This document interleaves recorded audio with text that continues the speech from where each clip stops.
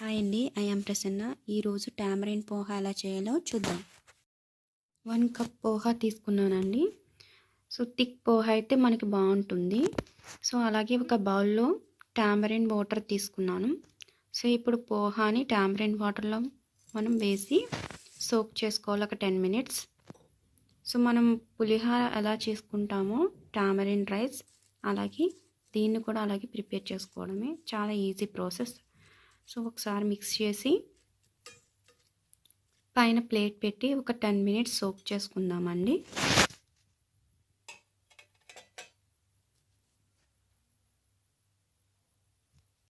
Pan పెట్టి oil వేసానండి. దీంట్లో 1 టేబుల్ స్పూన్ శనగపప్పు వేస్తున్నాను. అలాగే 1 టేబుల్ స్పూన్ మినపప్పు వేస్తున్నాను.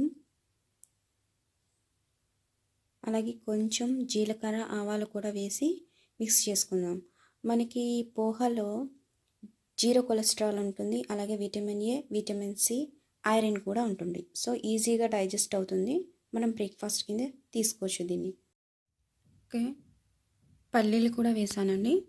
అలాగే 3 రెడ్ చిల్లీ కూడా వేసాను. దాంతోపాటు మనం కర్రీ లీవ్స్ కూడా వేసుకున్నాం. గ్రీన్ చిల్లీ కూడా వేసాను. అలాగే దాంతోపాటు కొంచెం పసుపు యాడ్ చేయాలి. సో పసుపు యాడ్ చేసి మనం ఒకసారి మిక్స్ చేసుకుందాం. సోక్ చేసిన పోహా వేసి అలాగే కొంచెం సాల్ట్ వేసి మిక్స్ చేసుకుందాం.